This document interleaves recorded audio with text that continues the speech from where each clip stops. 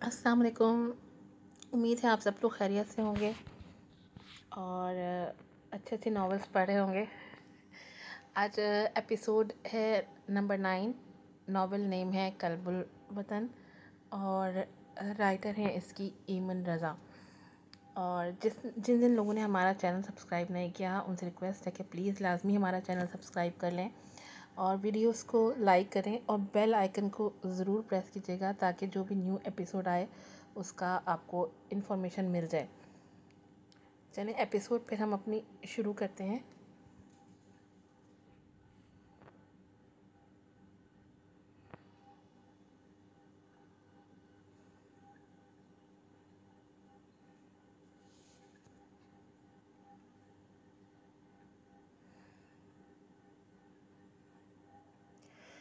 دونوں گاڑیاں آگے پیچھے ہسپتال کے احاطے میں آ کر رکی تھی۔ سب سے پہلے بھاگم بھاگ رویام عظمیٰ بیگم کو لے کر نکلا تھا، جبکہ ساحل یمن کو زیادہ زخمی ہونے کی وجہ سے انڈر آبزرویشن رکھا گیا تھا۔ عظمیٰ بیگم کو زیادہ چوٹیں نہیں آئی تھیں کیونکہ یمن نے انہیں پوری طرح کور کر کے رکھا تھا، لیکن ان کو بھی بے ہوش رکھا گیا تھا۔ آخر امی گریں تو گریں کیسے؟ رویام ادھر ادھر پریشانی سے ٹہلتا ہوا سوچ رہا تھا۔ ساحل غصے سے رویام کو گھور رہا تھا جسے یمن کی کوئی فکر ہی نہیں تھی، اور اسے بھلا یمن سے کیا فرق پڑتا؟ خونی رشتہ تو اس کا اپنی ماں سے تھا، یمن تو ایک انچاہا رشتہ تھی۔ رویام اگر تم برا نہ مانو تو ایک بات کہوں؟ یہ وقت اس بات کا تو نہیں مگر میں چاہتی ہوں تمہیں پتہ ہو۔ بانو نے چالاکی سے رویام کو گمراہ کرنا چاہا اور بھولی بنتے ہوئے بولی، کیا بتانا چاہتی ہو؟ اس کے انداز پر رویام چونکا۔ میں جانتی ہوں آنٹی کو کس نے نیچے گرایا۔ وہ معصومیت کے تمام ریکارڈ توڑتی نم آنکھوں سے بولی۔ کیا مطلب؟ کیا انہیں کسی نے دھکا دیا؟ وہ غصے سے بولا۔ یہ سوچ ہی اسے کھولا رہی تھی کہ کوئی اس کی ماں کی جان لینے کے در پہ تھا، جس کے جواب میں اس نے معصومیت سے سر ہلا دیا۔ کس نے؟ رویام نے غصے سے پوچھا۔ یمن نے، بانو نے دو حرفی جواب دیا جو رویام کو اندر تک دنگ کر گیا۔ اسے یمن سے اتنی نیچ حرکت کی امید نہیں تھی۔ اس نے اس سے کیا سوچا تھا اور وہ کیا نکلی تھی؟ کیا؟ اس کے منہ سے حیرت سے بس یہی نکلا۔ ہاں، میں نے خود آنٹی کو دھکا دیتے دیکھا، مگر وہ انفارچونیٹلی خود بھی اپنے جال میں پھنس گئی اور آنٹی کے ساتھ ہی نیچے گری۔ بانو نے جھوٹی ہمدردی کا دکھاوا کرتے کہا۔ یمن تمہیں تو میں…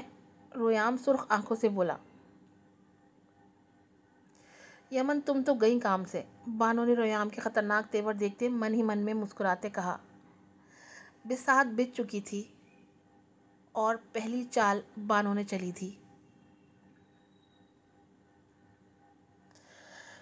سب عظمیٰ بیگم سے مل کے جا رہے تھے۔ فی الحال یمن کو ہوش نہیں آیا تھا۔ رویام عظمیٰ بیگم کی حالت دیکھ کڑ رہا تھا جو کمزور لگ رہی تھی۔ یمن سے اسے یہ امید نہیں تھی، اگر بانو نے اسے خود نہ بتایا ہوتا تو وہ کبھی اس بات پر یقین نہ کرتا۔ آپ کی دوسری پیشنٹ کو ہوش آ چکا ہے، نرس بتا کر جا چکی تھی۔ جبکہ رویام یہ سنتے ہی غصے سے کھولتا یمن کے وارڈ میں گیا۔ سمجھتے کیا ہو تم خود کو؟ لگتا کیا ہے تمہیں کہ تم بھولی بن کر چالے چلی جاؤ گی اور میں اس سب سے بے خبر رہوں گا؟ یمن اتنی بڑی افتاد پر بوکھلا گئی تھی، وہ جو ابھی سن ہوتے دماغ سے اٹھی تھی، رویام کے اسے یوں بے عزت کرنے اور الزام لگانے پر اس کا سر چکرا کر رہ گیا تھا۔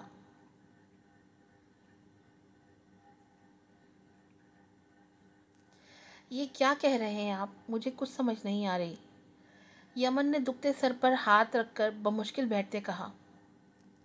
اتنی انجان مت بنو یمن احمد، میں جانتا ہوں کہ امی کو کسی اور نے نہیں بلکہ تم نے سیڑھیوں سے دھکا دے کر گرایا ہے۔ وہ ایک ایک لفظ چباتے ہوئے بولا۔ کیا؟ یہ آپ کیا کہہ رہے ہیں؟ جانتے بھی ہیں آپ صاف اور سیدھا مجھ پر الزام لگا رہے ہیں۔ وہ رنجیدگی سے چیخ اٹھی۔ مجھ پر چلانے کی ضرورت نہیں یمن، چلانے سے حقیقت نہیں بدلے گی۔ رویام کی دھاڑ اس سے بھی اونچی تھی۔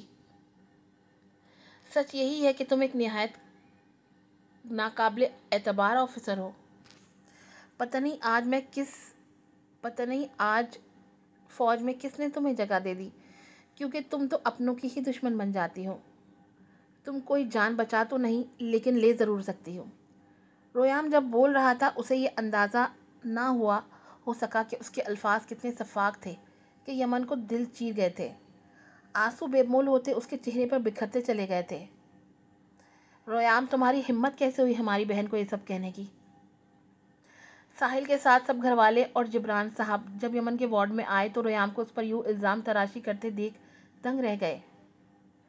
ساحل کی تو آخری بات پر بس ہوئی تھی اور وہ اندر آتا رویام کا چہرہ پلٹ کر اس پہ مکہ مارتے بولا، تو آپ سب بتائیں کیا سچ ہے؟ پھر موم کیسے گری؟ وہ غصے سے ان کی طرف پلٹا، جو بھی ہے اپنا قصور ہماری بہن پر مت تھوپو، اپنی حد میں رہو۔ آہل بھی آگے آتا ہوا بولا، احمد صاحب تو بس اپنی بیٹی کو بے بس نظروں سے دیکھ کر رہ گئے تھے، جو دونوں ہاتھوں سے اپنا سر پکڑ بیٹھی تھی۔ آپ چٹاخ اس سے پہلے کہ رویام کچھ اور بدزبانی کرتا، جبران صاحب کا ہاتھ اٹھا بے ساختہ اس کے چہرے پر نشان چھوڑ گیا تھا۔ اس نے بے انتہا حیرت سے ان کی طرف دیکھا جنہوں نے پہلی دفعہ اس پر ہاتھ اٹھایا تھا۔ ایسے مت دیکھو، تم اسی قابل ہو، شرم لحاظ سب بھول چکی ہو تم۔ اگر کسی کو فوج میں بھرتی نہیں ہونا چاہیے تھا تو وہ تم تھے، جو عورت تک کی عزت کرنا بھول چکا ہے۔ پر ڈیڈ، اس نے غم و غصے سے یمن کو تپش زدہ نظروں میں رکھ کر پھر کچھ کہنا چاہا۔ رویام، آئی سیڈ شٹ اپ، دفع ہو جاؤ میری نظروں سے۔ ان کے پہلی دفعہ بیگانہ لہجے پر اس کے دل میں سوئیاں چبھی تھیں اور وہ یمن کو کاٹ کھانے والی نظروں سے دیکھتا دروازے کو دھکا مارتا باہر چلا گیا۔ پیچھے بس یمن کے گھر والے جبران صاحب کو ملامتی نظروں سے دیکھ کر رہ گئے، جو رویام کے رویے کی معافی مانگ رہے تھے۔ یمن، احمد صاحب نے پیار سے اپنی بیٹی کو پکارا۔ میں ٹھیک ہوں بابا جانی۔ بھائی، کیا آپ پلیز یہ وارڈ خالی کروا سکتے ہیں؟ میں آرام کرنا چاہتی ہوں اس وقت، میرے سر میں شدید درد ہے۔ اس نے پہلے احمد صاحب کو جواب دیتے اور پھر آہل سے مخاطب ہوتے کہا۔ اس کا مطلب صاف تھا کہ وہ فی الحال کسی سے نہیں ملنا چاہتی۔ سب مایوسی سے اس کا جواب سنے باہر چلے گئے اور رہے احمد صاحب تو اب انہیں لگنے لگ رہا تھا کہ وہ جلد بازی میں اپنی بیٹی کے ساتھ زیادتی کر چکے ہیں، مگر انہیں خیال بھی کب آیا تھا جب واپسی کا کوئی راستہ نہیں بچا تھا۔ والدین اکثر بچوں کو اپنی مرضی کے چکر میں بغیر دیکھے بیاہ دیتے ہیں اور آگے جا کر اپنی اولاد کو یوں مشکل میں دیکھ ان کا دل کٹتا ہے، اور اب یہی سب احمد صاحب کے ساتھ ہو رہا تھا، جو اپنے بھائی کی خاطر اپنی بیٹی بیاہ بیٹھے تھے۔ رویام غصے سے باہر آ کر ٹہلنے لگا تھا۔ بانو بھی اسے تنہا دیکھ اس کے پیچھے آئی تھی۔ بھلا اتنے اچھے مہرے کو وہ اپنے ہاتھوں سے کیسے جانے دے سکتی تھی، جو اسے پوری جنگ جتا سکتا تھا؟ رویام، میں جانتی ہوں کہ میری بات کا کوئی یقین نہیں کرے گا، اسی لیے میں نے تمہیں بہت مشکل سے بتایا تھا، مگر یہاں تو تمہاری بھی کسی نے نہیں سنی۔